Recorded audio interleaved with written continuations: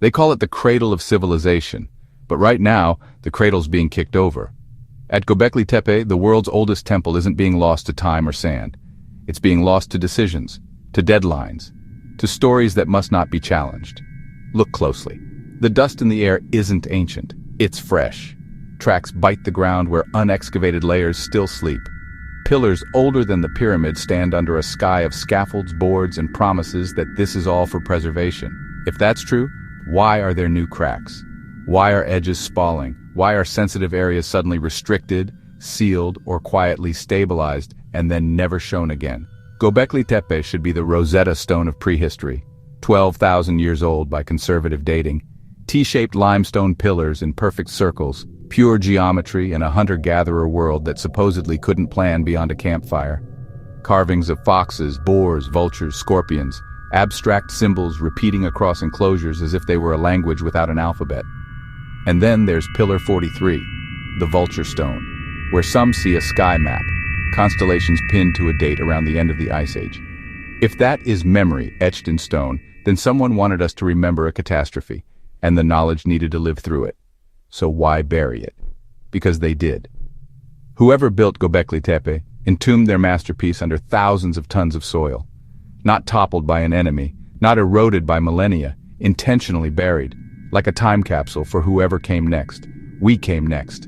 And now we are breaking the seal, not with reverence, but with revenue models. Officials say the visitor center, the walkways, the platforms, the lights, and the maintenance are for preservation and accessibility. But the timeline tells a different story. Fast-tracked builds, tendered contracts, bragging rights for a nation eager to say, we host the oldest. Tourism is a good story. Tourism pays. But stone doesn't care about stories. Stone breaks when you get the physics wrong. Ask the crews who whisper about hairline fractures that weren't there last season. Ask the conservators who warn that vibration travels further in layered, unbound soils than planners admit. Ask the researchers who claim pillar faces were scrubbed too aggressively to look clean for a minister's photo op. Routine maintenance, the press office says. Irreversible damage, say the people who were told not to talk. And then there's the deeper accusation, the one that makes reputations vanish and permits evaporate. That some carvings and alignments at Gobekli Tepe point to an organized astronomical culture from before the official dawn of civilization, a pre-Ice Age inheritance. If that's true, it doesn't just dent a textbook. It punctures a timeline sacred to institutions far older than archaeology. In a nation where religion entwines with politics, anything that stretches human antiquity beyond familiar scripture is not just inconvenient, it's destabilizing. We've seen this pattern before. In Egypt, the Sphinx water erosion debate cost careers. In Peru, stonework that the Inca themselves said they couldn't reproduce is labeled Inca anyway. In Lebanon, megaliths that Romans built upon are explained away as Roman, because it's easier to tell a straight story than admit you don't know the first chapter.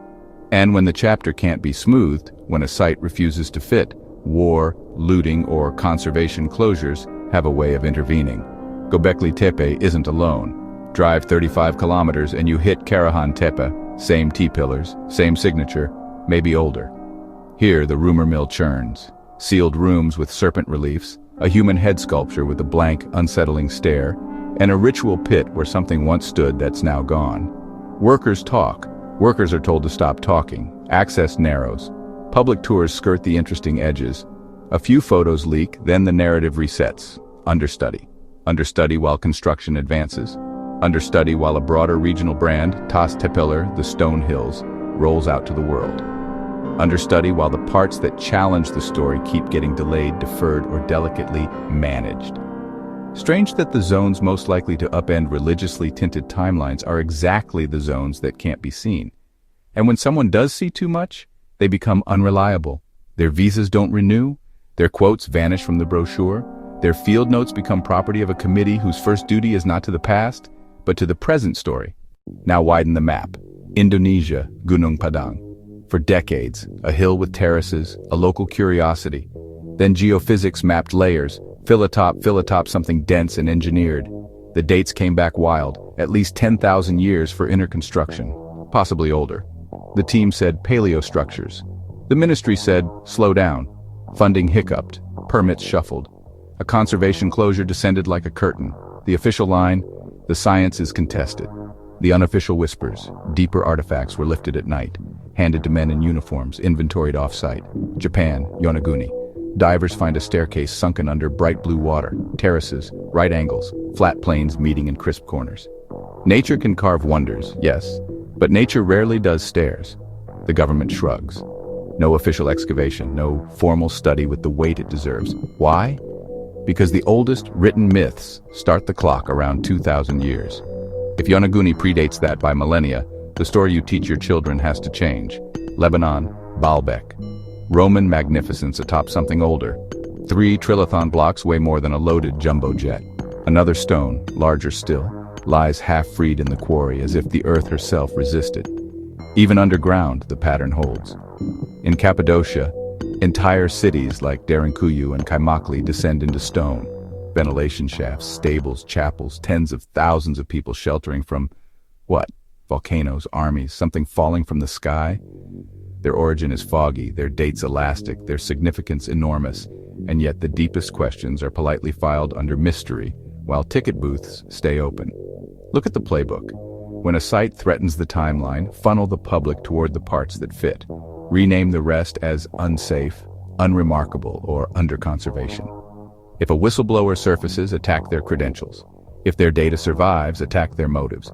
And if the evidence itself refuses to go away, well, machines are clumsy. Mistakes happen. Edges chip, pillars crack. We regret the damage. This is not just academic friction, it's theological triage.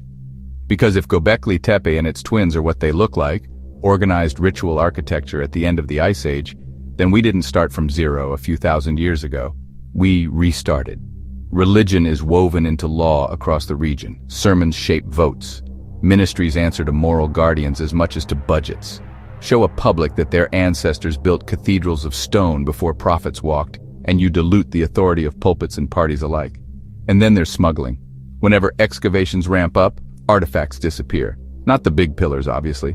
The small things with big meaning. Carved fragments, inscribed chips, bone tools darkened by age, alloy flecks where alloy shouldn't exist.